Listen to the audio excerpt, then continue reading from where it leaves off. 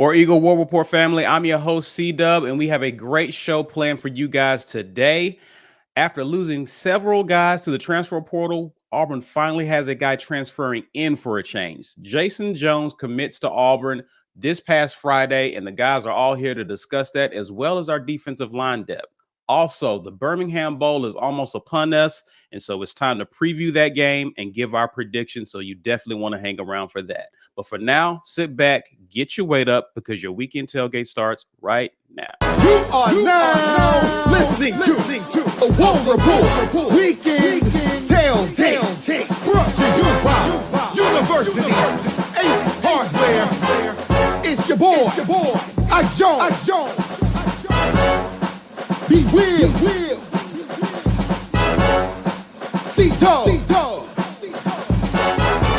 Mike G. Get ready. Sit on back as we bring you the War Report Weekend Tailgate.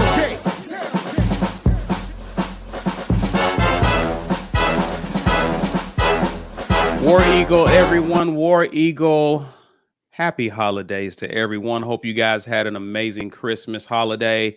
And thanks for tuning in to the Weekend Tailgate, brought to you by our good friends at University Ace Hardware, guys. For your hardware needs, remember that Ace is the place for you. And if you happen to be in the Auburn area, please be sure to stop by 2101 East University Drive. That's across the street from the mall. Please be sure to drop in and let them know that your friends at the War Report absolutely sent you guys. And also, we want to shout out the War Report family. Those of you hanging out with us on a Sunday, the day after a major holiday, thank you guys for checking us out. And if you're watching live or on replay, share this video, guys. Please share it on your social media. Use hashtag Get Your Weight Up to help people find our content and help us to grow our community. Now, Mike G, talk to people about why they need to become an insider with the listen, it's the holiday season. Become an insider. We've got lots of great content for you guys coming this off season. We're the hardest working content creators, January to July. So we got plenty of stuff planned for you guys. We've got some epic film breakdowns coming, as well as basketball. We're covering in basketball this year. So the one-loss Auburn Tigers are generating a lot of excitement around the program. The War Report is going to be here with you guys to cover it. Some of that content will be insider only. So sign up as an insider, $5.99 a month. You can do so from the front page of our YouTube channel. Guys, we're partnered with the Lee County Humane Society to raise money for a good cause. So you can find this link in the About section of our YouTube channel. Please go there, and 50 cents on every dollar donated goes to the Lee County Humane Society to help them in their mission to hashtag save all the puppies. That's what we're trying to do here at the War Report. Just want to put a little bit of good back into the world with our program. So I appreciate everybody who's going to go over and do that. We're giving away sweatshirt Lobtown in honor of it being basketball season. This is a War Report original brought to you by your guy Ike Jones and Walt Taylor at GWT2 Energy Consulting Services, giving you guys these giveaways every single live stream. So it's cold outside. Get your Lobtown hoodie. Hashtag Get Your Weight Up in the comments to enter. We're going to pull at the 1 hour mark. So you want to make sure that you get that hoodie in your wardrobe. Now, if you don't win the hoodie, you can just buy one and support us. We're cool with that too. So this link is in the About section of our YouTube channel as well. Please visit the War Report merch store for all your fly merch. And we are on podcast. So check us out on Apple, Spotify, SoundCloud, Podbean. We're on every single podcast platform, bringing you guys the Wednesday Night War Room. In 2022, we're going to be bringing you even more content on podcasts. I know it's a little bit more activity friendly. So check us out on podcasts. The War Report. We're taking over the world. All of it. Guys, how was your holiday? Y'all were good? Good holiday? Ate good? All that good stuff? Yeah, definitely. Yeah, man. No complaints. Yeah. Put on a few pounds. Definitely. Well, So I don't binge eat anymore on the holidays, man. Like, I'll get one plate and I'll be done. I'll just, get that one plate and be finished. I used to, just give me a plate and chill out. So yeah, same. I'm more managing other things in the house than I am gorging myself on good food. So, but now after those few days after, that's when I get it in, when all the relatives are gone and the kids back to daycare. I get it in. I still don't, man. My appetite just ain't what it used to be, man. It's just one plate and I'm finished. You know why? Because you out there working hard for the war report. That's why. No, Who that's needs fact. food? We're working That's hard. fact. That's fact. Yeah, I Okay. still need food, but you know. Yeah, I better say, I was like, I mean, we still need some food. You know, Yeah, gotta be a every lot. now and then. well, guys, we're happy glad you guys had a good holiday, and I'm glad that you guys are hanging out with us in the comment section, chilling with us. Lawrence, none of us ate. Well, I didn't eat chitlins. I can't speak for the rest of the guys Negative. here. Negative. So not ever in my life. Not ever in my life. I don't know if that Mike, you ever consumed chitlins in your lifetime? I have been around it because it is a Southern thing, but I can tell you I have never in my life eaten chitlins. Not one time. Does is smell real important for you guys? Like, if it doesn't smell appeasing, you're pretty much over it. Yeah, I I'm can't safe to I say. can't get a chitterling close enough to my lips to even attempt to eat it. So here's the thing, man. My mom, she's from well, my stepmom. She's been my mom for a long time. She was born and raised in Tallahassee, Florida. She's country. She says things like, if you feel froggy, leap. And I guarantee you'll miss the lily pad. You know what I'm saying? It's like, so that's old, corny country mom saying. I've heard the first part, but I guarantee you Didn't know that's what that was connected to. That was never the heard about the one. lily pad. Well, the reason that was to let you know how country she is. But in her as her years have gone on, she's found a way to she cooked chitlins up until about maybe 10 years ago when she started really clean eating. But she did it in a way where, well, I can't say it didn't stink cooking. She prepped it and cleaned it, and that got rid of the stink. And then when she cooked it, it just smelled like chitlins. But I can't eat them things anymore, man. I think I ate my last one either late in high school or early in college. And the way my cholesterol works, I would die if I ate some now. I would just die. That was it. That would be Well, it. you So, know, no. people actually, chitlins actually are now coming up because people eat it as part of like New Year's Eve going into the new year, like for good luck and that. I'm like black eyed peas, like that's another Southern thing as well. Again, for sure. my family skipped that tradition as well. So to answer your question, Lawrence, no, that you're 0 for the war report in terms of chitlins this year. Yeah, man, you got it. You got all the chitlins, all you, man. You got that, brother. Let's talk about something that we can get with. And Auburn actually had a transfer commit to Auburn. It's coming to Auburn. Jason Jones announced on Twitter on Friday, Christmas Eve, that he will be an Auburn Tiger. Here's his profile. And a lot of this information was based on him being part of the 2020 recruiting class. He's out of Calera High School. He's a 3-star from Calera, Alabama. He's 6'5", 322 pounds. Last year, as a redshirt freshman, he was a backup defensive lineman and recorded 19 tackles, 1.5 tackles for loss, and 1.5 sacks. He, according to auburnsports.com, will have 4 years of eligibility remaining. So this is a big addition. He's expected to come in and try to compete for the position left behind by Big Tony Fair. He will be in a good running because since you guys last saw us, we did another live talking about Thanos, who actually committed not too long after our last weekend tailgate, who also will be coming in. And so we have a pretty interesting defensive line room going into the spring. And here's who all, according to our roster, that we currently have. And mind you, this is assuming that no one hits the portal between now and spring, right? This is who's currently an Auburn Tiger now. And you see on the right side who's coming in. And this excludes defensive ends and edge rushers. We're specifically talking about your nose guards, your tackles, and whatnot. So you see Marcus Harris, Walker, Lee Hunter, Dre Butler, Jeremiah Wright.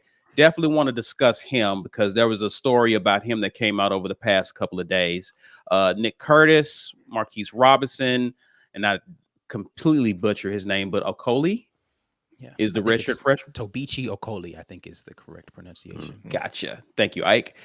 Ian Matthews, and you got Eniche Sledge, Jason Jones, and Jeffrey Mba, who's coming in for the upcoming spring to compete. So we got a pretty good room of guys who are going to be competing. how do we feel? And I'll start with you, Ike, in terms of the depth that we have at this position, man. How do you feel about the competition with this particular room going into spring? I love it, honestly.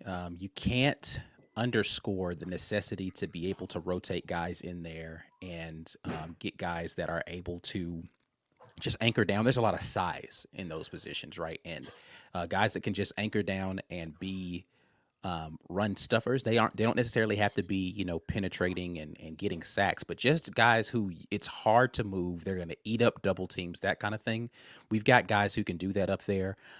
We've already talked about the potential for, we're going to speak in a minute about the potential for some of these people to rotate as offensive linemen as well. But I do like the abilities that we have up front for our defensive line to be versatile. And, that ended up being one of the stronger portions of our defense last year, surprisingly.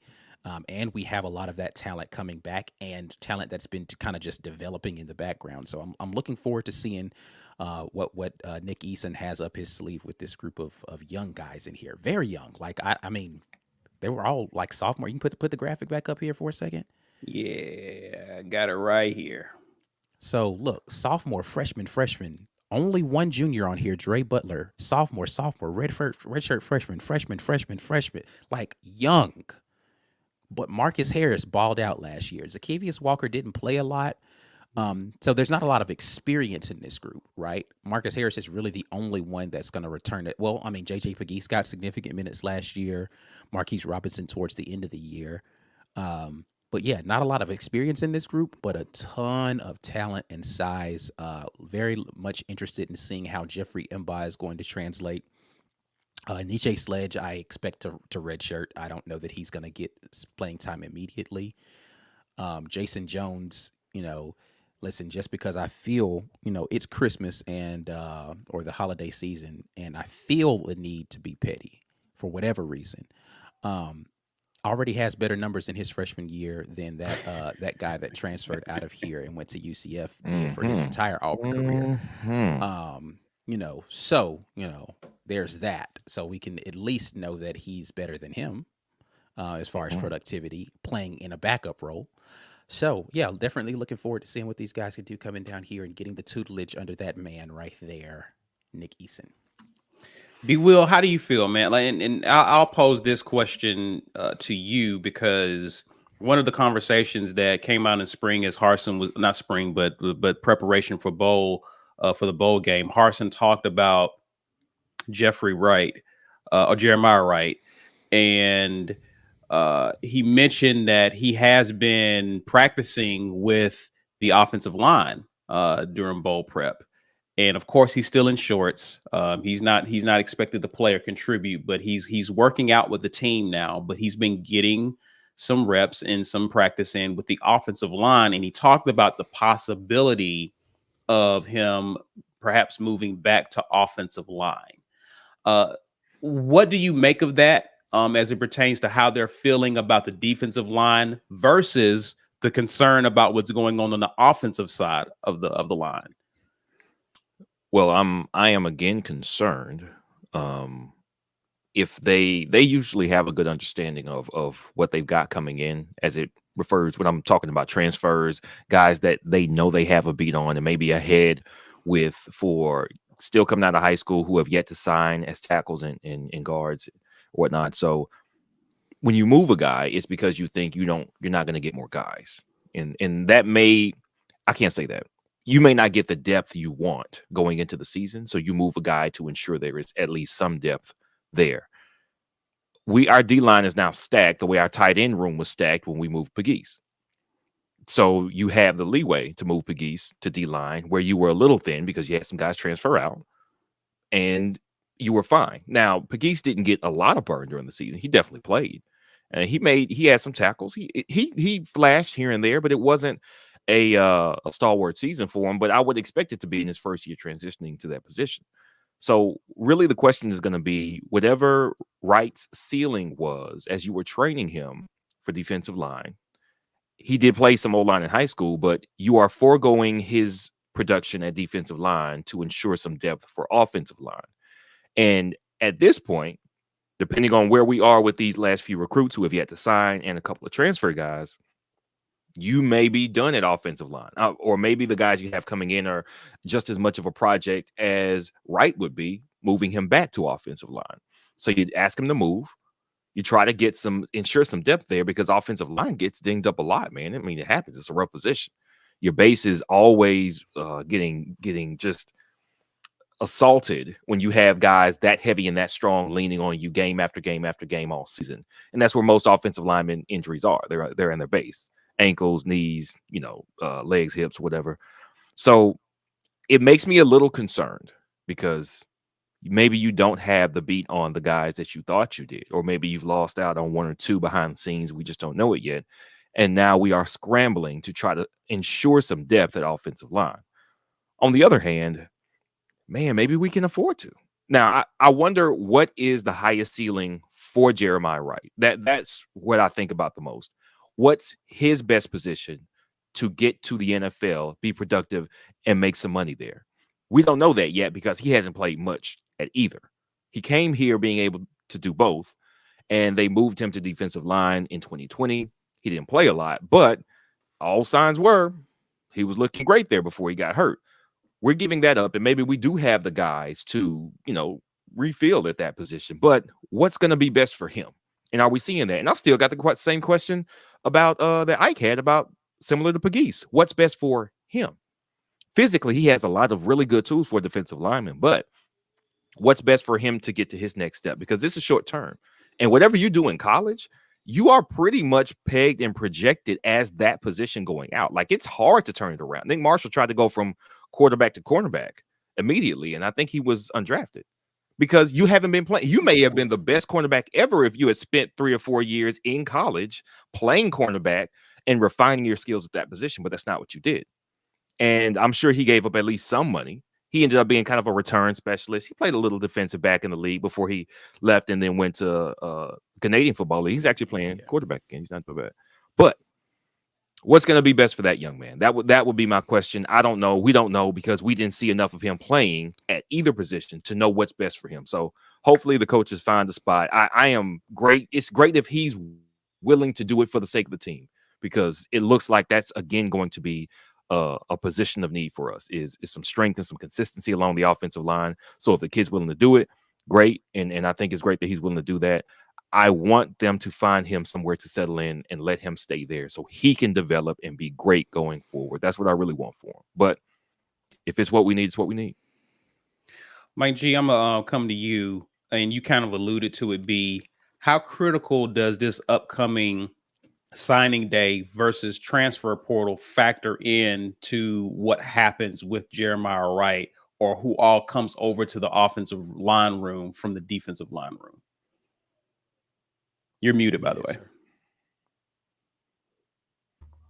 Yeah, listen, this is part of the game now, right? Like, it's no longer just traditional recruiting. It's all these different things that are happening in the portal, and it's a puzzle, and you're trying to put pieces in the right places to be the most successful. Now we're sitting here legit talking about guys coming in and changing positions, which feels very Tommy Tuberville-esque. Right. We saw a lot of that done successfully, where coaches told players, hey, you'll make a lot of money if you play O-line, or, if we can plug you in here. So, you get them in the weight room, you make whatever physical changes you need to make. And then you start training that guy to play this different position. At the end of the day, these are highly skilled athletes. And a lot of them, can play multiple positions. They've done so in high school. Right. The best athletes do multiple jobs, right, in high school, and then coming out, they get prospected as something, and a school may see it differently. So with the portal, and we still have our regular signing day coming up, I just think it's get as many great athletes on campus as you can.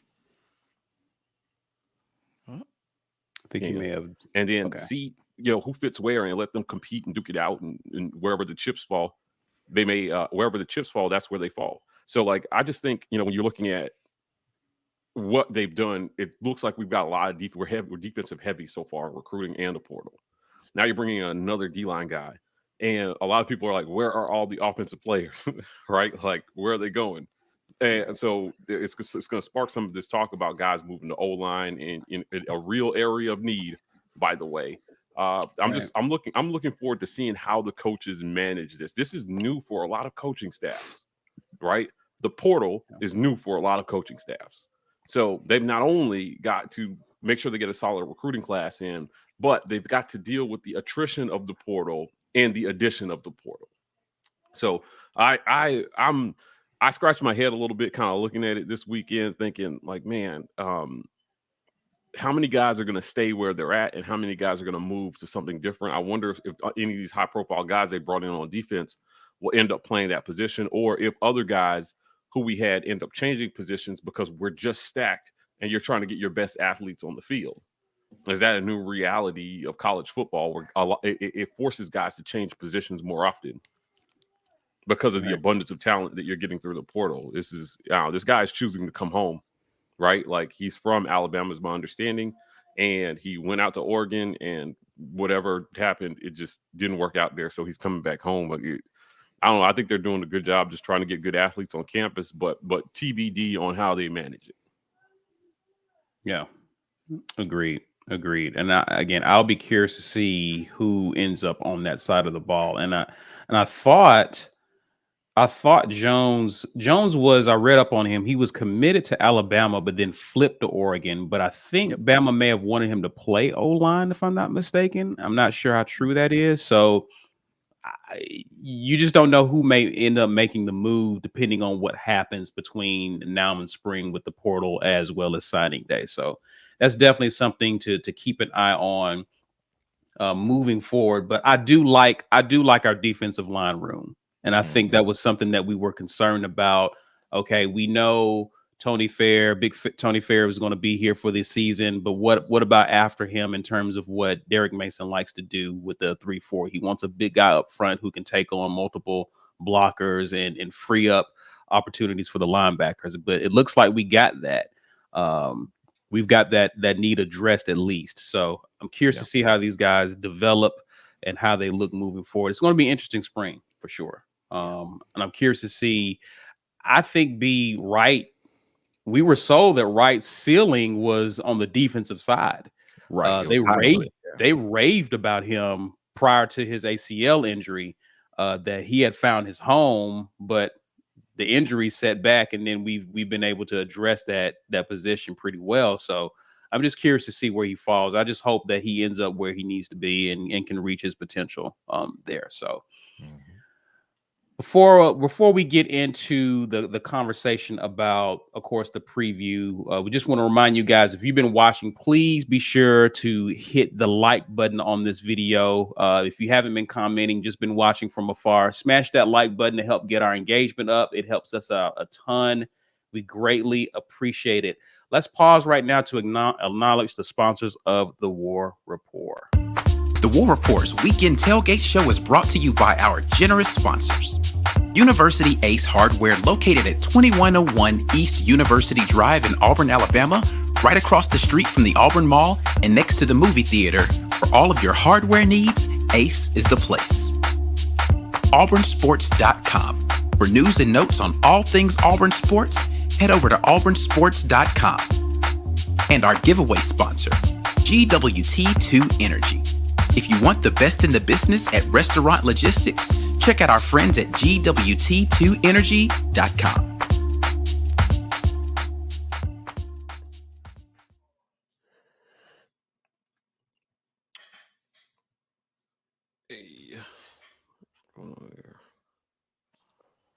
Hey, become an insider. We have a lot of great things happening at the War Report, and you want to be an insider to be a part of it. So it's basketball season. We got the one-loss Auburn Tigers going up against the undefeated LSU Tigers, the fake Tigers, on Wednesday. So going to be an epic battle. We're going to be putting together some content for you guys around that game. Ike is working hard to bring that content. Some of it will be insider only, so you don't want to miss this. $5.99 a month. You can hit the join button from the front page of our YouTube channel.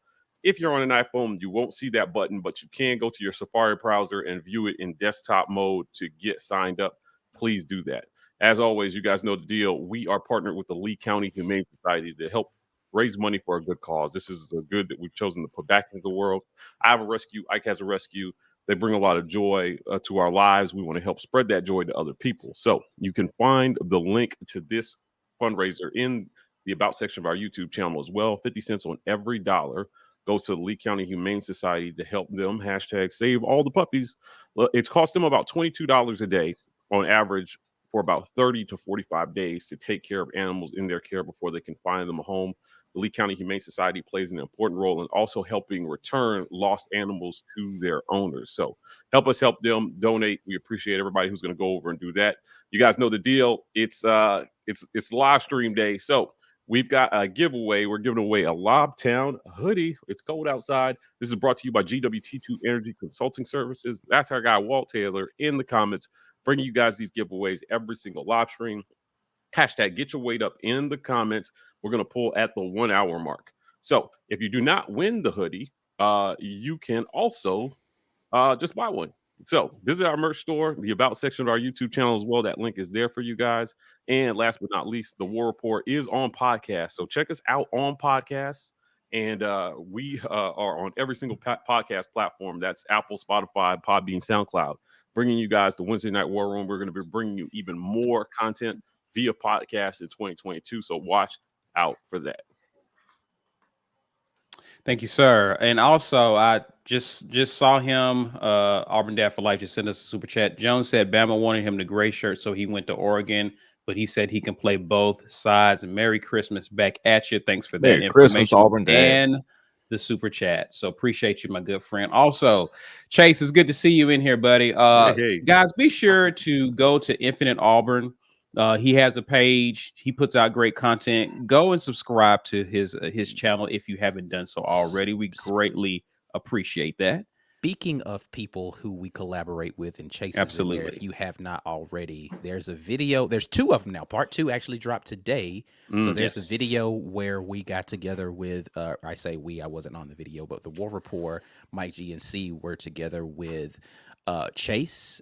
Who else was on there? JG Tate, and then Zach Blackerby from Locked On Auburn.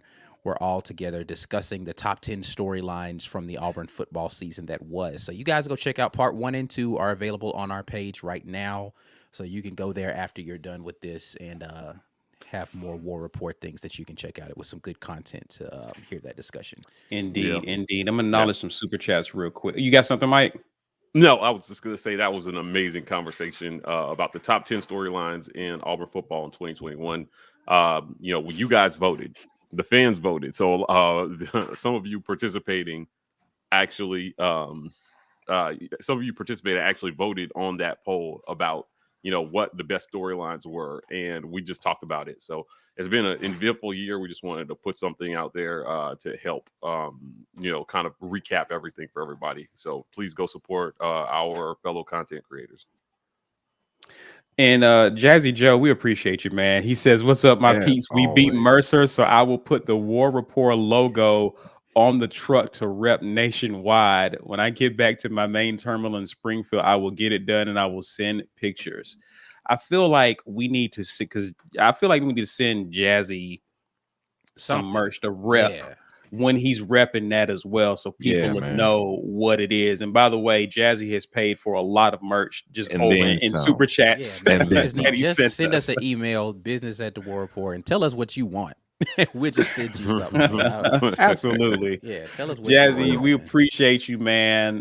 You've been nothing short of amazing. So thank you, sir.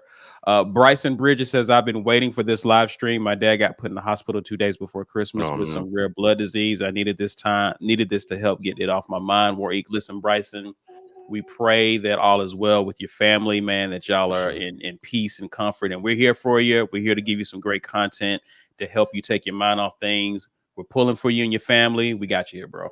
So yeah, man. All right. Well, listen, it's Birmingham Bowl time almost, guys. We will definitely be covering this game in rare game day fashion, just to give you guys a little bit of a head-to-head. There's a little bit of history between these two programs, believe it or not. These two teams first met back on October the the 27th in 1956. That was the first time they faced off. In between that time and 1973, these two teams met a total of 6 times, with Auburn actually leading the series 5-1. The last game was played in 1973 in Jordan-Hare Stadium, a tight one. Auburn won 7-0 over Houston. And of course, the next time they meet will be Tuesday, December 26th, but it actually will be the 28th. 11 a.m. Central Time, ESPN. Auburn is actually favored. The Football Power Index actually gives Auburn a 59.6% chance of winning that game. Will this one be a close matchup? That's what we're here to talk about. Just before we get into it, I'll be honest with you guys. I was joking with Mike G about this before we started. When I started doing my research on Houston, and I know they play in the American Athletic Conference, I'm still worried about this team, because this is actually a low-key pretty good team. I mean, they're 11-2. I mean, and we tend to kind of knock them because they play in the American Conference, but this is no slouch. Like Auburn actually got a good opponent on its hands. So I just want to know, we usually do this at the beginning of our Wednesday shows. We just kind of ask how we're feeling. I'll start with you, B. Will. Like, how are you feeling about this matchup with Auburn against Houston? I'm a little concerned, I can't say I'm not at peace. Okay. All right. I am not at peace, because I know what this does for the momentum going forward into the spring. See, you would say, hey, if you're going to lose your first round draft pick cornerback, you're going to lose the best middle linebacker you've had in 15 years. You're going to lose 2 offensive linemen. And even if you didn't think the offensive line was great, those are still the guys who knew what they were doing and were experienced and had some chemistry with the other offensive linemen. So if I'm going to tell you that you're going to lose all that, then the people behind there, the people coming into those new spots, are guys who we hope are going to at least play decent and give us a chance. They don't have to play as good as the people they're stepping in with. If they were that good, then they would have been on the field before now. So there will be something left as far as what we're losing and the guys who are opting out, and what's going to be there for the guys who are playing. But I'm worried about what this does for recruiting between now and February. If we get on the field and we get whooped, our offensive line gets whooped, maybe it helps. You can say, look, we really, really need you, 2022 4-star offensive tackle. Or we really, really need you, transfer portal offensive tackle. Look at how bad we got whooped. We're one piece away. Yeah, but I don't want to get whooped going into the recruiting cycle, the last part of recruiting, and going into the spring. And this is supposed to be positive forward momentum. And even though it is an exhibition game, and honestly, that does not count to me. Exhibition games don't count, which is why I'm all in favor of guys opting out. You do what's best for you because you gave a full regular season. If these games don't count, then there's nothing lost for you. I'm definitely in favor of that. However, I don't want to get embarrassed. I don't want to get embarrassed. We were a Zacoby McClain away from losing Georgia State, and we give TJ Finley a lot of credit for winning that game at quarterback, which he did. However, you wonder what that game would look like if Zacoby McClain didn't come back. That worries the hell out of me, man. That's the best tackling linebacker we have had here since Travis Williams, who is now a defensive coordinator. That's a long time in between great linebackers you can trust. So I know Steiner got some reps this year. I know that, Wooten got some reps and he's good, but Zacoby was the stabilizing force at linebacker and he's gone. And that scares me. I don't want to get embarrassed. I don't want to lose and have Alabama friends and family talk to me about losing the Birmingham Bowl to a group of 5 school. I can't accept that. I can't accept that. During the regular season, we were expected to be all right. So if we lost a couple, we were still all right. I was cool with that because things had to change. We were on schedule. It was a rebuilding year. Not a rebuilding year. That's the wrong word. It was a year of transition. So I'm okay with there being some things not being perfect. This is not a team we should lose to. if we lose or get embarrassed, I'm going to be embarrassed. And I don't think it bodes well for our recruiting going forward. Now, maybe some of that is I'm worried too much about nothing. Maybe some of it is, things are going to happen. New guys are stepping in. The hay is already in the barn as far as the recruits, and it won't affect us if we lose. But I don't want to lose to this team. All right. That's how I feel. I'm concerned about being embarrassed on national television. Auburn losing to Houston would be a terrible display. I don't want it. That's how I'm feeling. So you say you're worried. That's what I got from that.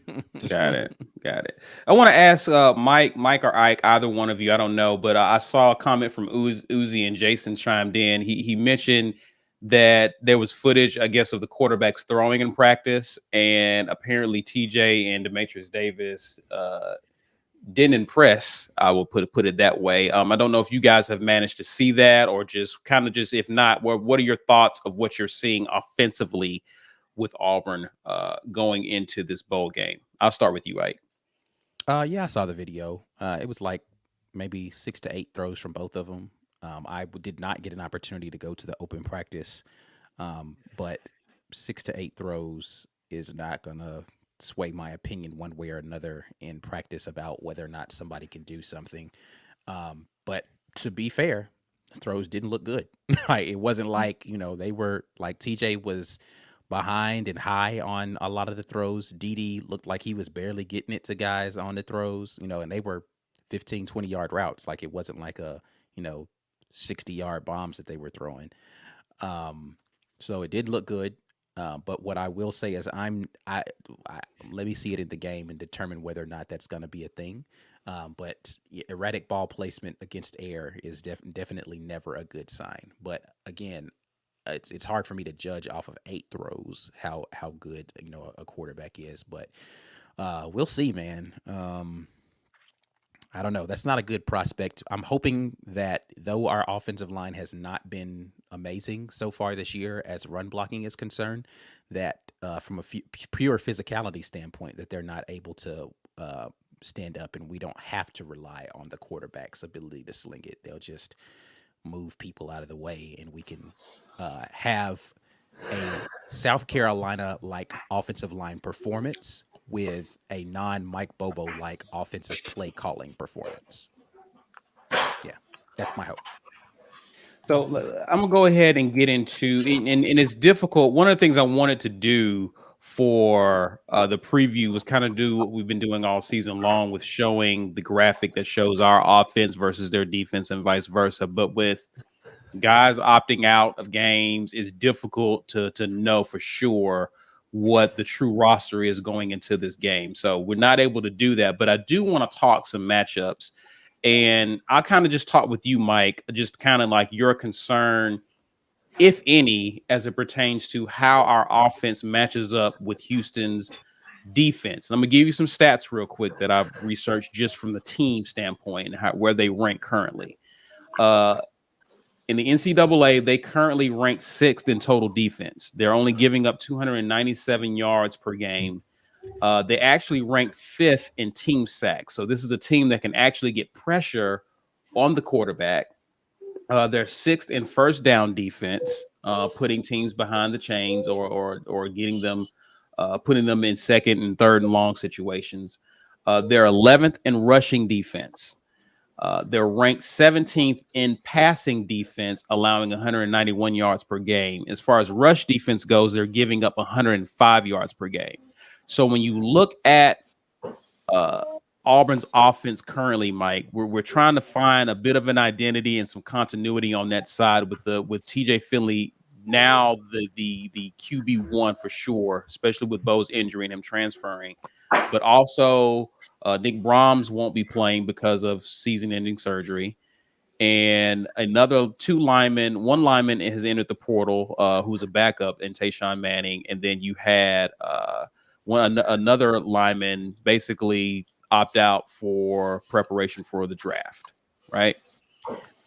How do you feel about this offense in terms of what they're going to be able to do against their defense, which statistically has been very impressive this year?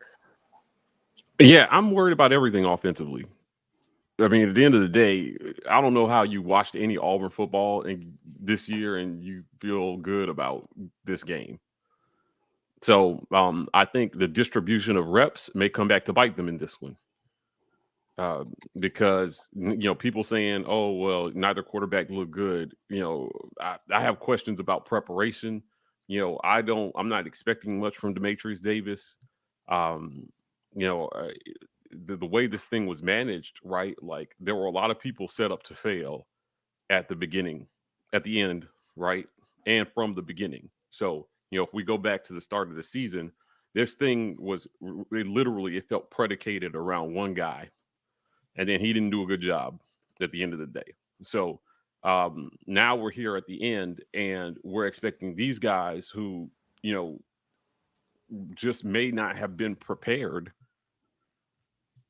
Despite what they say in the media, I just don't feel good about it. Our offensive line has done okay in pass protection at points this year, but you can't say that you feel good about them, especially with missing your starting center. We have that position has been under recruited, so next man up is difficult to expect in this situation. Right. The receivers, we fired the receiver coach 4 games in. We have receivers transfer out. We weren't sure if we were putting the best receivers on the field. I don't even know if these I think chemistry between the backups and these receivers is an issue. Right. Was this all fixable in 3 weeks or 4 weeks before a bowl game? So play calling is going to have to set these kids up for a decent bowl game. But ultimately, this is a game that's going to be really tough for Auburn to win, even though there probably is a bit of a talent disparity between us and them. There's something to be said for cohesion, right, and continuity. Right.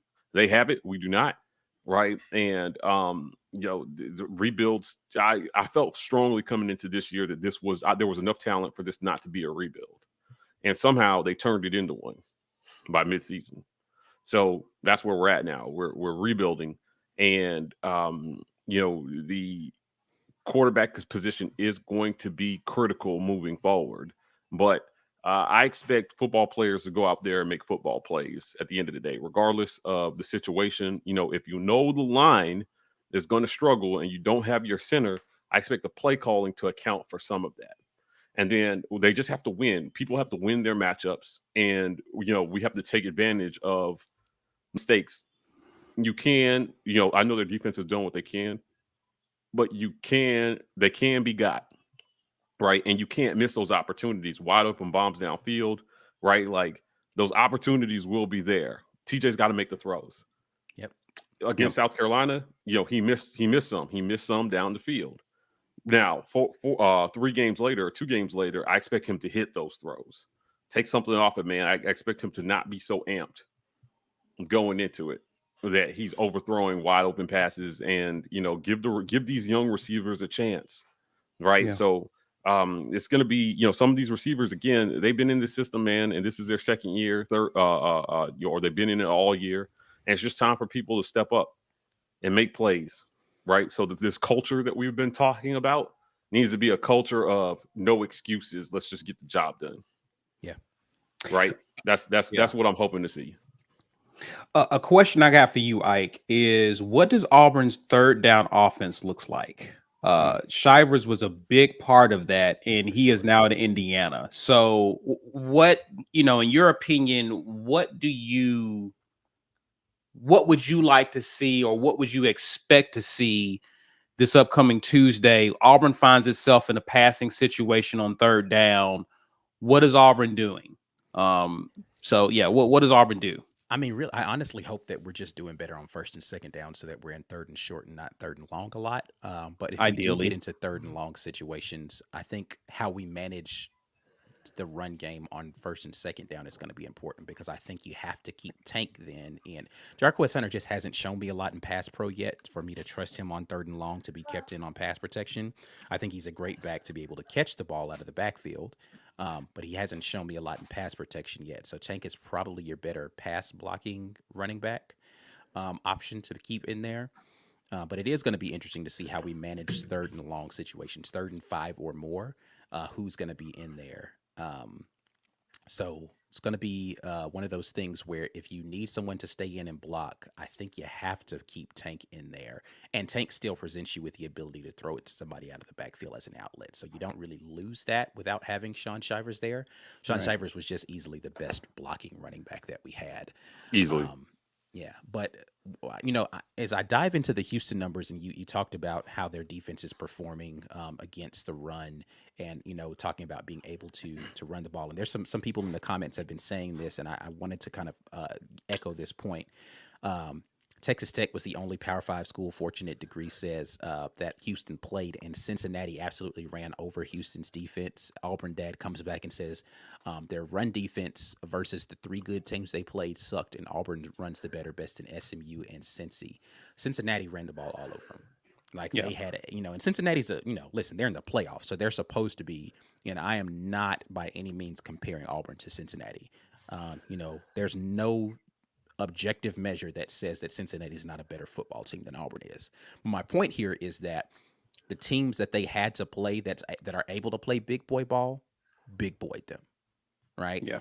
And that includes Navy. Navy lost that game, but they ran for a lot of yards against Cincinnati, right? So I think if we can commit ourselves to running the ball, then we'll give ourselves a better chance. Even if we fall behind early, like let's not hit the panic button and say, oh, we're down by a touchdown, whatever ends up happening, we got to throw the ball to get back in the game. Let's play 4 quarters of wear them down. And I think that should be what we look to do. Again, even with a less than great offensive line, the running backs that we have break tackles better than some of any other running backs I've seen in recent history. Let them get an opportunity to get downhill. And, if we need to stretch it out, whatever we need to do. But I think running the ball is going to be the key here. But to your question about third down, my hope is that 3rd and short is going to be the calling card for the day. 3rd and less than 4. And then just continue to have the entire playbook open. Your tight ends are going to be a big portion of that as well. This almost sounds like one of your answers to Auburn will win if, because I agree. If Auburn wins 1st and 2nd, then that sets them up pretty good offensively against pretty much any opponent if you're able to do that. What I do want to ask is we did a facts or nah. Ike, you wasn't on that one. And one of the questions was, does Tank get at least 25 carries? In other words, they just give him the ball just early, I think we got to and run the whenever ball he like wants 40 times, and Tank needs to have, 25 to 30 of those carries. Jarquez Hunter, the remainder of those. I'm talking about at least 40 times from the running back position. I'm not talking about TJ scrambling for a couple of yards. Right. I'm talking about 40 times turn around, hand the ball off to a running back needs to be the recipe for success for Auburn. If we can do that, then we're going to dominate time of possession, and I think that we win this game.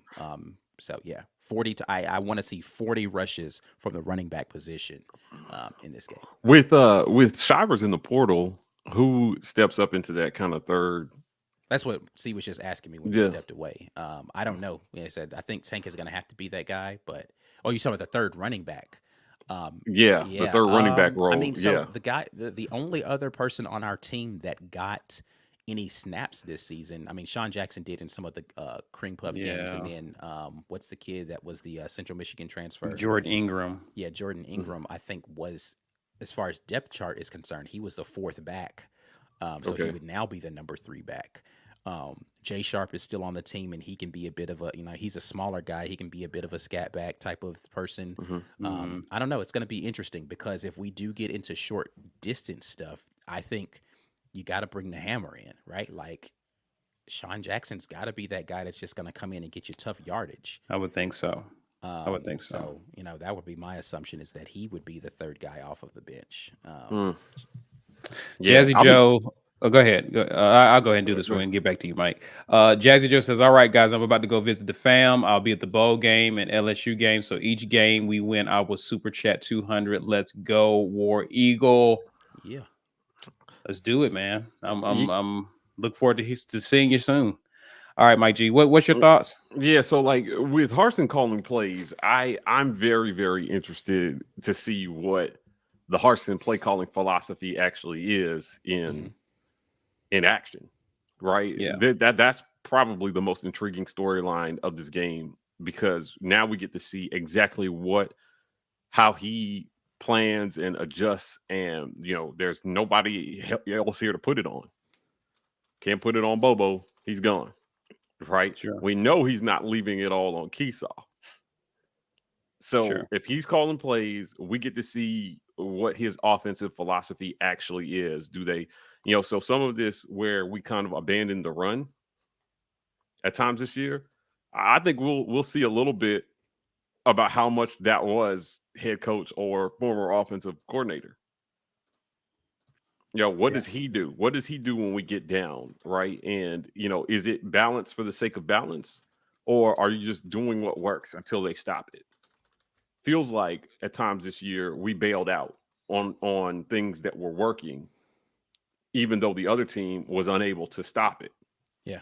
So this carries carries a lot of, I don't know. There's going to be something that carries into the offseason, into spring practices, and and what fans can expect in terms of offensive philosophy, and what will the collaboration between him and Austin Davis look like? Is this just going to be Brian Harson's offense with coordinator Austin Davis there as a figurehead that coaches quarterbacks? Right. A question I got for you, Mike, because it is something that Harsin basically told you in a previous presser when asked about philosophy and identity in terms of trying to be a downhill running team. And sometimes we end up getting away from that because we find ourselves getting down. And Harsin mentions, hey, we're pretty balanced early in the game, but when we get down, we end up having to throw to get ourselves back into games. And so that brings our attentions to the defensive side of the ball. And their air raid, of course, that's where Dana Holgorsen, that's kind of where he's kind of built his reputation on being, even though they are known to run the ball or be a little bit more balanced than most people would think.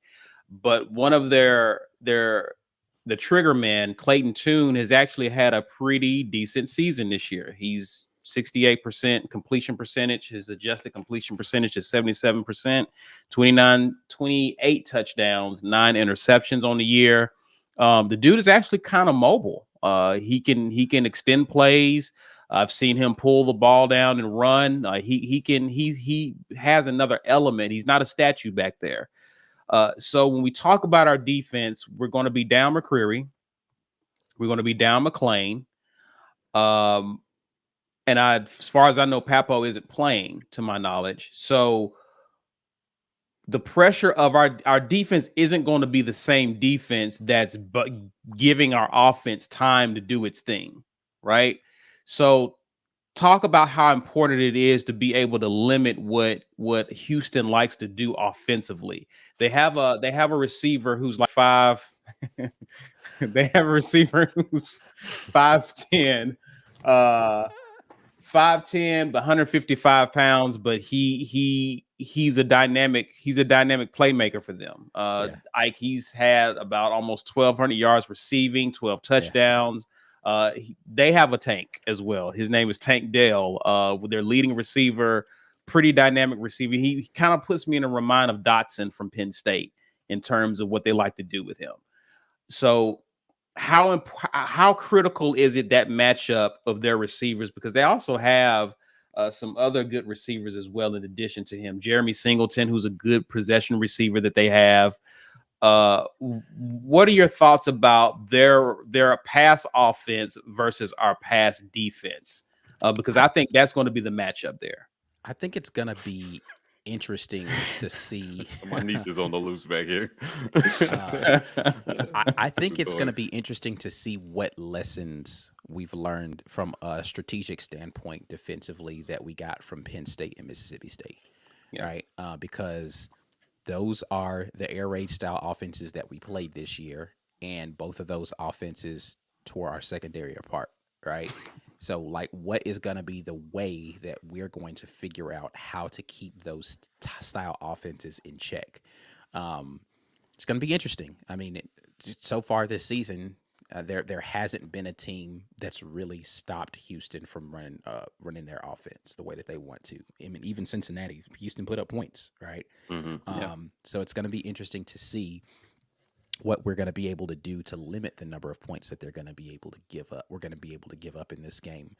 The defensive secondary concerns me without Roger McCreary back there. Smoke is playing in his last game, but as far as covering people, it's not like he's some,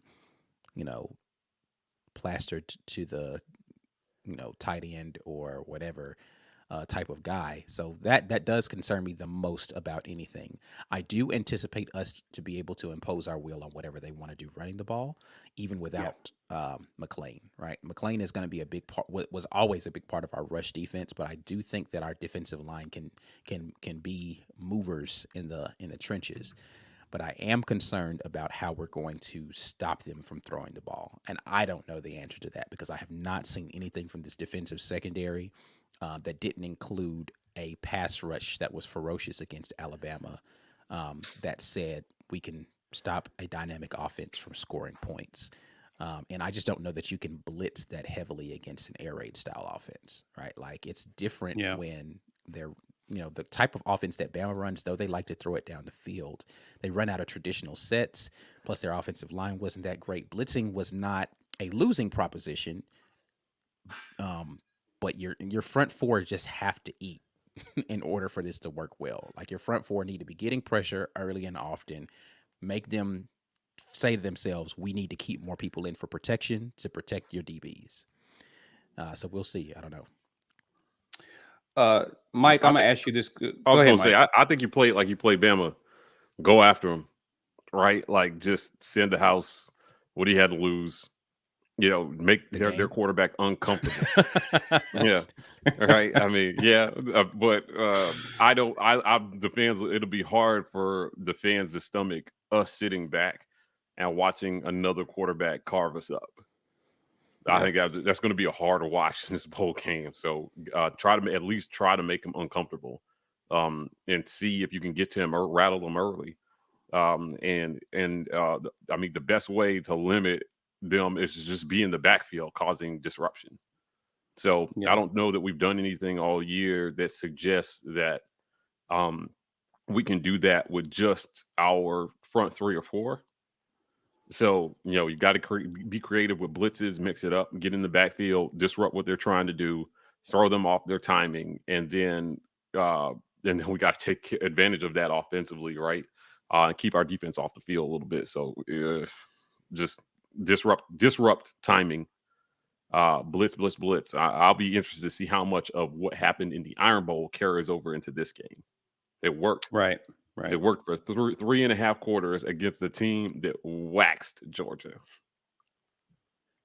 So I don't see why you wouldn't try it against Houston. Is there a concern in terms of tight end play on Houston's part? Their second leading receiver is a tight end, Christian Trahan, who's had 34 receptions, 368 total yards of receiving yards, and 2 touchdowns. That has been kind of an Achilles heel of our defense as well at times, where teams have been able to take advantage of us by targeting the tight end. If I'm Houston, I see that on film. You got to know that that's where they're going to go to some of the times, right? Yeah. Right. Well, I think everybody's got tape on everybody. So if this kid they're being force-fed the ball, that's on tape. And when they prepare, they hopefully saw that. So, you got to come up with a plan that again, forces them away from their number one option and forces the quarterback to check down. Now, I haven't seen the tape on Houston, but if for some reason, he's getting fed the ball because a quarterback does check down a lot and he finds holes in the defense and he's open, right? That's something that you got to account for as well, too. So this game here with, they've got a lot of their best players playing and we have a lot of our best players not. Is what it's boiling down to in this one. So it's going to be tough, man. We got to out-scheme them. I feel like we have to out-scheme them. So defensively, Derek Mason needs to build on what we did in the Iron Bowl. Offensively, Brian Harsin needs to show us something because he's an offensive head coach. We just need to see see what he can do from a scheme standpoint. But like I said, I mean about their tight end, whatever the situation is, if he is a primary focal point of their offense, the goal is stop that. It's really that simple. Just don't let that guy do what he normally does. We did it to Bryce Young, right? We limited some of Bama's receivers as well too. I know it was the Iron Bowl, and so there's some extra get up for that one, but hopefully there will be that same sort of get up for this bowl game as well too, right? Like and that comes back to how the coaches talk to the players and motivate them and get them ready for this one. This is not a meaningless game, right? If Houston runs all up and down the field on you, or if they throw all up and down the field on this, it's just going to be really tough to swallow, I think. Yeah. Well, listen, we'll pick up our preview after the break, but definitely want to pause right now to acknowledge a sponsor of the War Report, and that is Ethan Dawe. All right, business owners, high-income professionals, listen up. Have you ever considered that by funding a 401k or IRA, you are potentially creating a massive tax burden when you retire? Contrary to what you hear from traditional advisors and accountants, 401k or IRA do not save on taxes. It postpones the tax and tax calculation. Wealthy people don't have access to some special tax code. They use financial products, parts of the tax code that are available to everyone, including you and strategy. Would you like to learn how to take advantage of the tax code? All right, well, check this out. Our guy, Ethan Dawe, the owner of Innovative Financial Solutions, has clients throughout the USA and is a nationally recognized expert in the veterinary community. You know how we love to save puppies. So contact Ethan at 251-243-6038 or email him, ethan@ethandawe.com. Ethan Dawe is your alternative to traditional financial planning. Tell him the War Report sent you. Well, it's drawing time. Oh yeah. Time to somebody to win this hoodie. A hoodie. Let's get this guy up and ready here. 57 entries. Not terrible for a Sunday after Christmas with 185 strong here in the comment section. We appreciate you guys for locking in with us during your holiday break. Talking a little Birmingham Bowl, Auburn versus Houston. I'm gonna hit this here button in just a second. I don't know why I'm doing that. Anyway, all right, let's get to this drawing, man. Who is going to be today's winner? Let's do this. Todd, the hoodie does not mention Houston double dribbling. JT Martin is the winner for today. JT, are you here, JT? Are you here? Let's hear from you. JT, holler at us. You know what the business is, man. We need to get that good our statement of you being here so that we can get you to your hoodie. But yeah, man, we appreciate all of you guys locking in with us, man, on a what is an off day for a lot of people. It's a Sunday, so you're typically here off anyway, but an added thing with being out of town or whatever. So yeah. Anyway, let's press on and you guys can keep looking, see if he responds. So will. let's pick up with the Birmingham Bowl. Let's in good fashion of previews games we've previewed in the past. Let's do Auburn wins if Auburn wins this game if we can figure out a way to be 60% on third down. 60% or better on third down. I think we win this game. It's going to come down to a lot of how many times can we sustain drives? Can we play keep away, wear them down? And a lot of that is going to be how well are we executing on third down. 60% or better, I think, will get us into a good place to win this game. That's kind of close to what mine was. Mine was if Auburn wins the time of possession. Auburn's going to have to play keep away. Houston's going to have to be out of rhythm and cold because they're not on the field a lot because we have the ball. So I think Auburn wins this game if we win the time of possession by a considerable margin. Mike G, Auburn wins this game if? Well, I think Auburn wins if we score 28 points. so many games over the last few years have just come down to us not being able to put enough points on the board to beat the other guy, and they're not scoring a ton of points. So, the stall outs in the second half and all the things that kind of plagued this offense all year long. Hopefully we can overcome that to some extent in this one. But I think, with the talent that we have on defense, even with Zacoby not playing, right, and some guys out, I think they can win if they can just put up 4 touchdowns, a touchdown a quarter, right, and no major stall outs, right, like no. Hey, we scored 28 in the first half, but nothing for the second half. Nice, even offensive production, spread it out, man. I think Auburn can get the win here. 28 points is what it should take. Okay. Shall we get into these predictions then? Yeah, let's do it, man.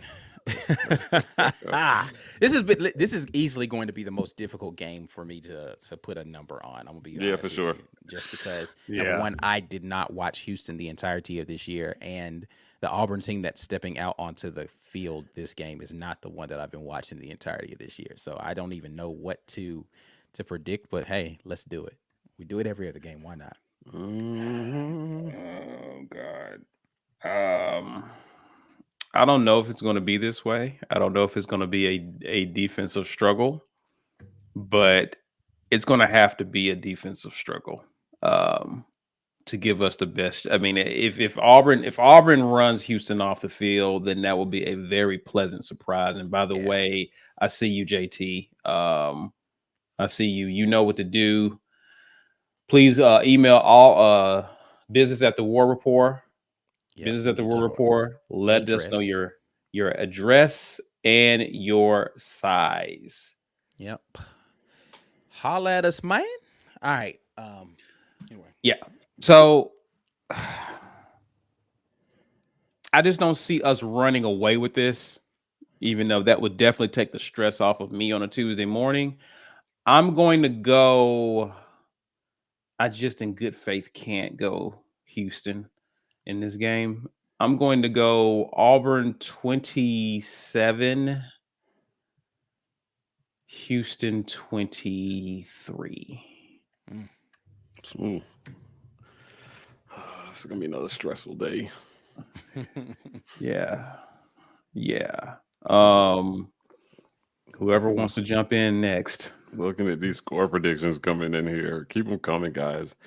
Yeah, I'm gonna go with Auburn 28, Houston 27. I think we eke this one out by a point. I'm sitting at. I said we need 28 points to win, so I'm giving us the 28 points we need to win in any form. So defensive scores, pick sixes. However, we got to get to 28. This is how we got to get to 28. But yeah, I think it's going to be close. I feel like we've got more talent than they do, but there's just so many things that this team has to overcome in this bowl game that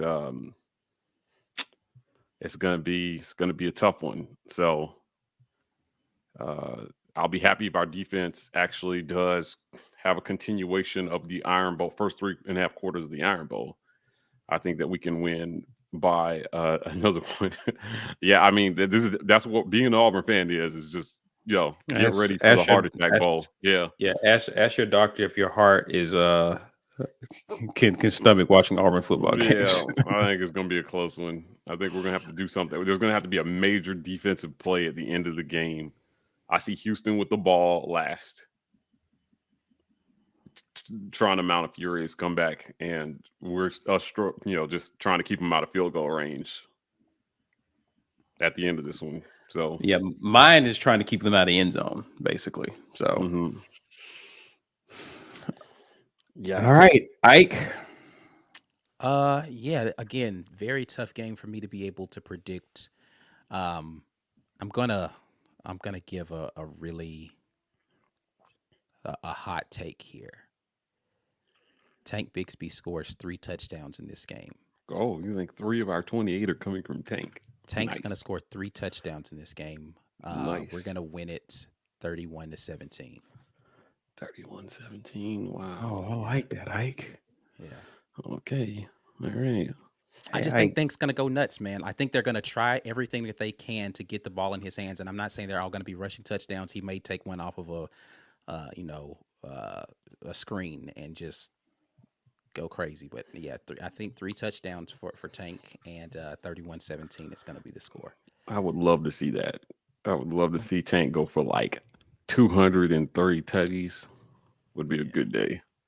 I wish Jazzy was here. We could probably make a bet off of that. Corey says, "Are we sure Tank is playing? He's been at Yes. practice. Yes, he's playing. If he's practicing for no reason, then Yeah, he's playing. He's definitely playing. Yeah, he's playing. He's playing. And has made some pretty interesting statements while at practice too. So I expect him to be playing. Mike G, you have any I think we're in need of a Mike G pep talk. You got there's some interesting things here. Clifford Radney asks, we will have a defensive and a special teams touchdown in the Birmingham Bowl. Facts or nah?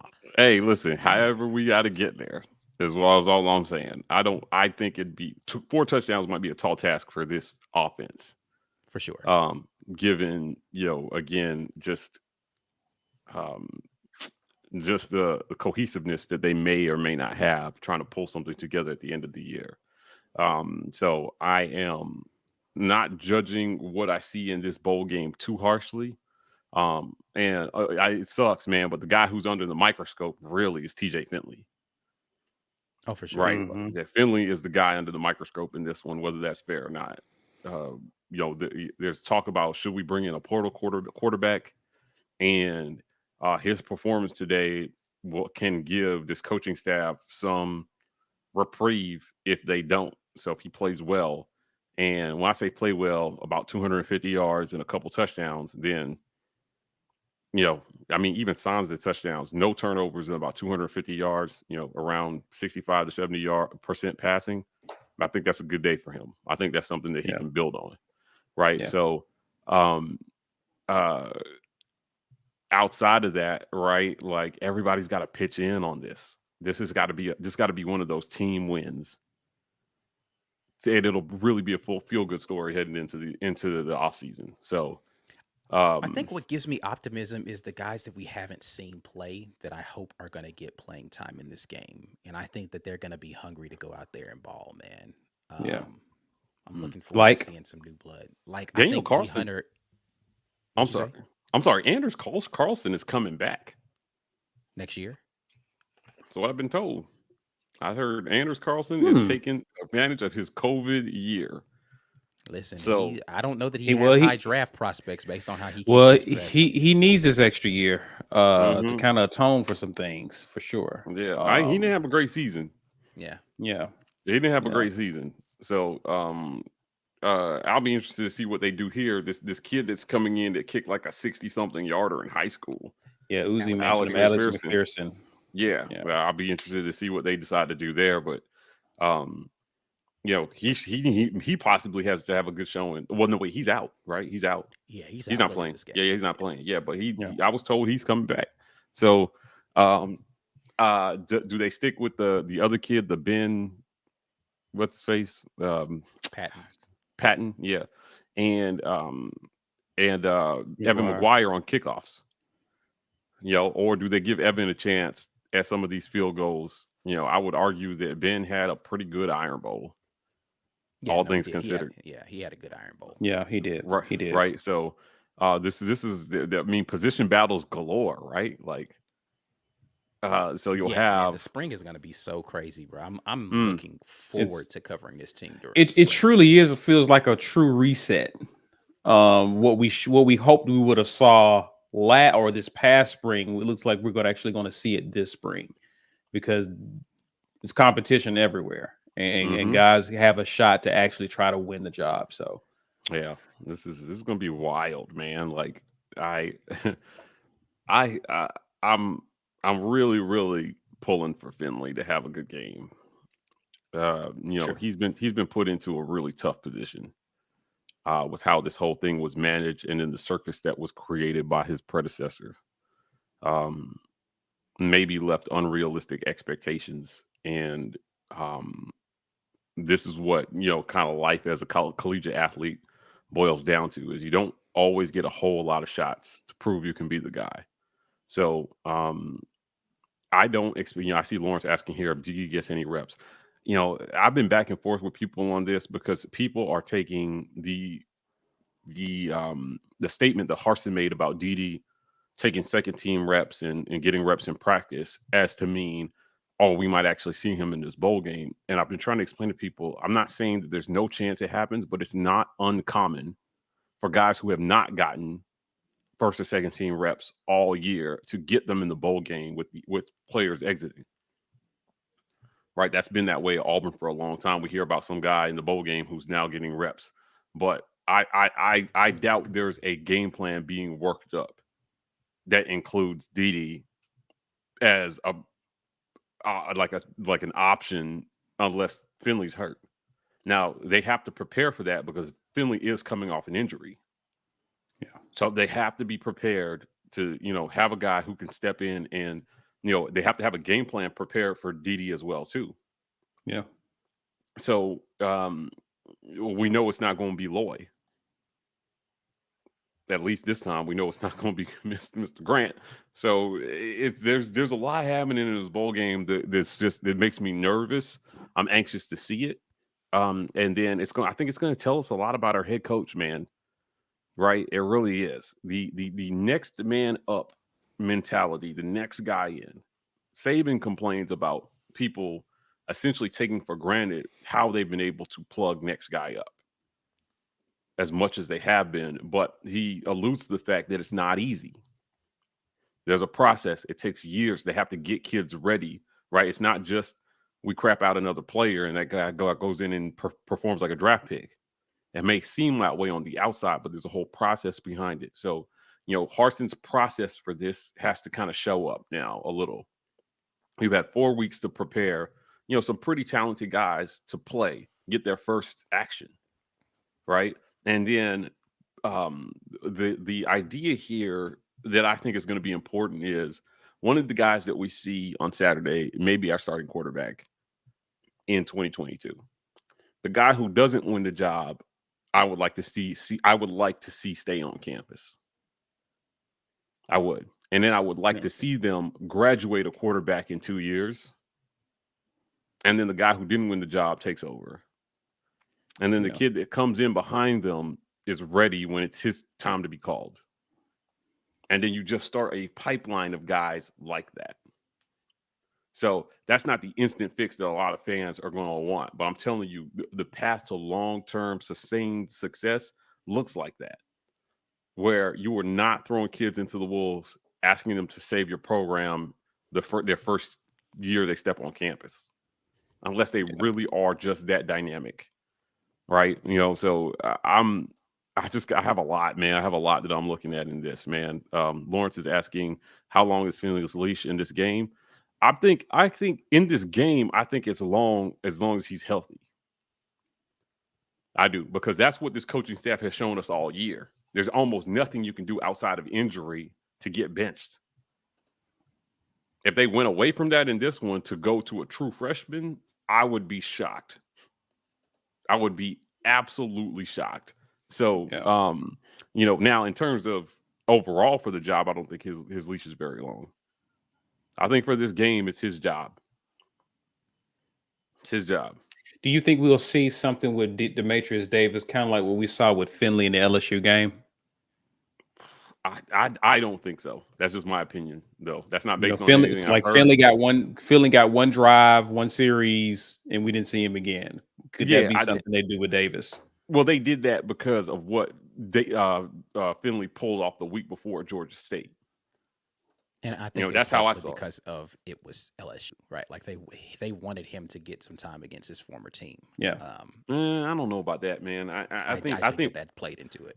Everything that Harsin said, in the lead up was we felt like TJ earned it. Maybe that played in for maybe there was some extra motivation for Finley, but I don't think if Georgia State doesn't happen the week before, Finley doesn't play against LSU at all.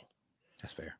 Yeah, if he doesn't have to come in and save us and all that stuff. So yeah, I'm still curious about the circumstances under which this coaching staff will make a change before something becomes a disaster. Yeah. Before something becomes a disaster, because I feel like that's all we've seen really is that, oh, it's a disaster, pull everybody. Losing to Georgia State would have been a disaster, right? Somehow he didn't feel the same way against Texas A&M, and I questioned it, right? And I felt like, hey, man, you pulled all the stops against Georgia State, and you just rode with the same thing against Texas A&M rather than in that last quarter maybe looking for a spark someplace else. I didn't think it was very fair to the team at all.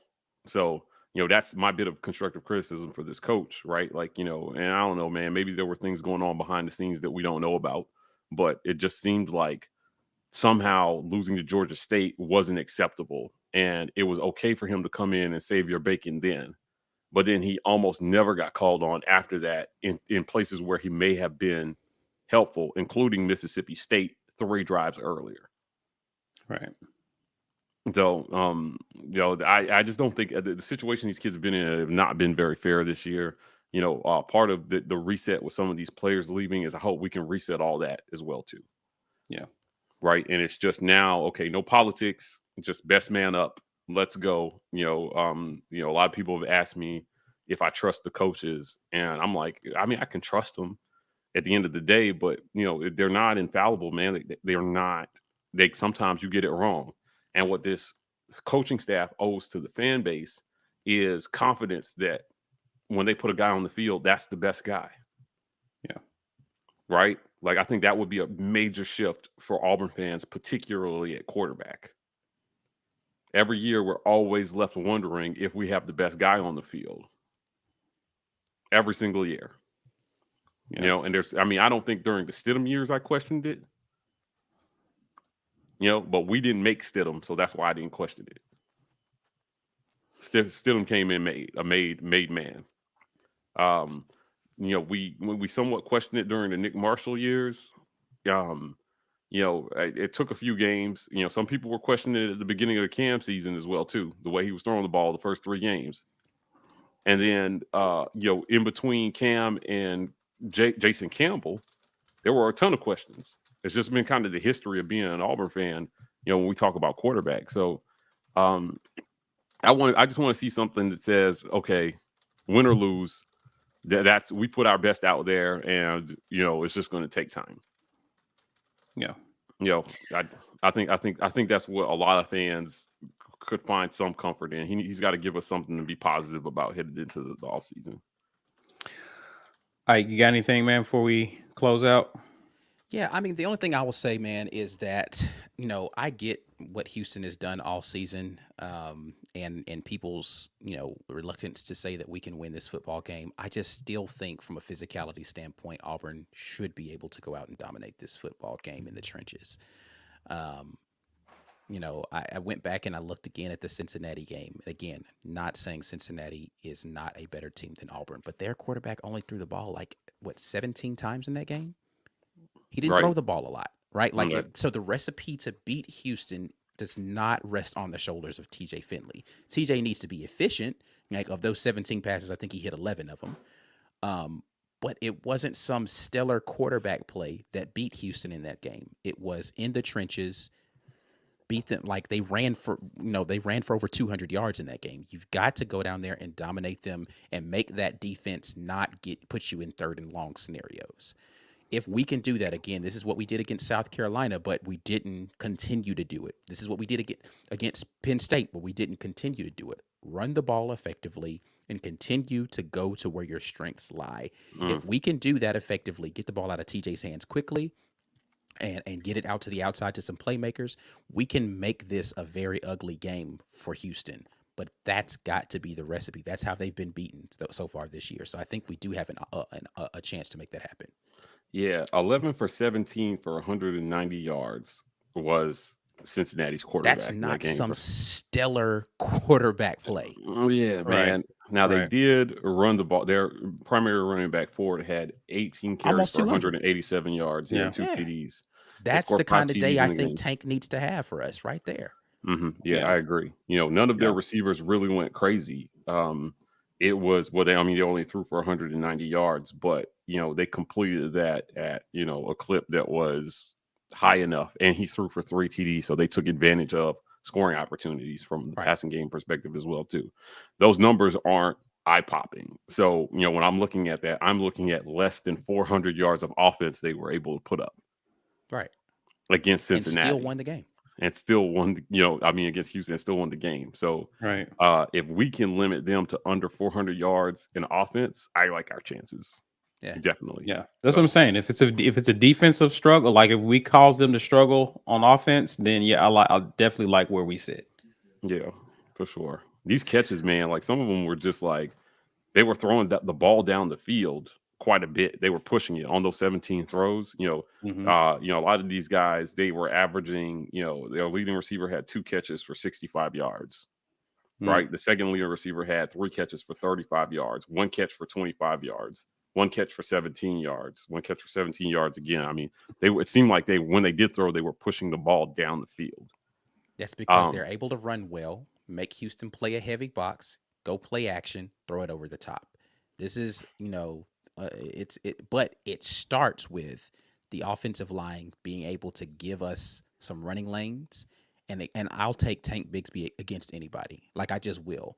If you're going to give him a chance one-on-one against somebody, linebacker, DB, and it's not defensive lineman on him as soon as he touches the ball, and he's not having to try to bounce and get around somebody, and he can just get downhill, I'll take him against anybody, and I think he's going to win that match. I'll take Jarquez Hunter against most. Jarquez Hunter, though he did not have a great second half of the season, is still a very tough runner to bring down. He just doesn't go down first contact often easily. You got to come, wrap up, bring it. Like trying to just throw your body at Jarquez Hunter, lose. Yeah, you lose. He's just a tough kid to bring down. So I think we can produce that type of offense. How the offensive line plays absent of, with a new center, Jaleel Irvin likely playing center, Broderius Ham didn't have a great season. So though he has the most experience, not the most stellar offensive line. Who takes over for him, you think? It's a very good question, man, because, Tayshaun Manning probably would have been the likely choice, but Portal. Right. I don't know. I don't know the answer to that. That's something I'm curious to see. If is playing, which I think that he is, Council, right, is going to be playing.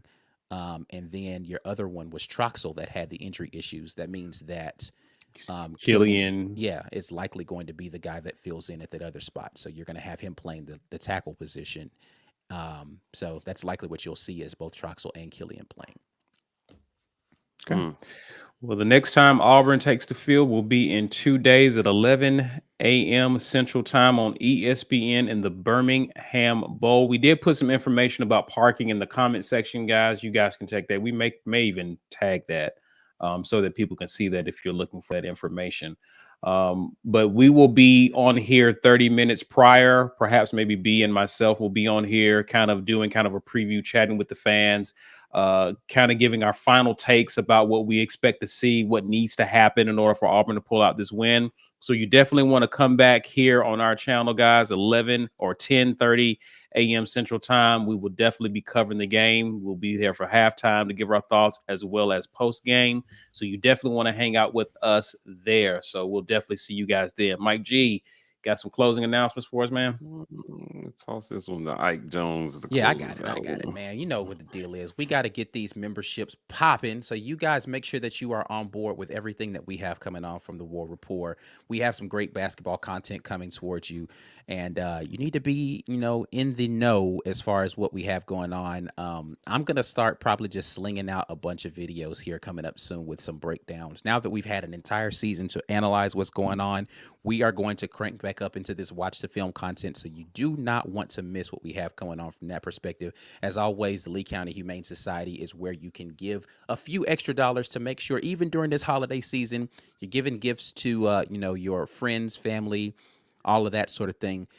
give the gift of a new home to a great rescue animal, right? So Lee County Humane Society is the one that we've chosen to partner with down in the Auburn area. 50 cents on every dollar goes towards that.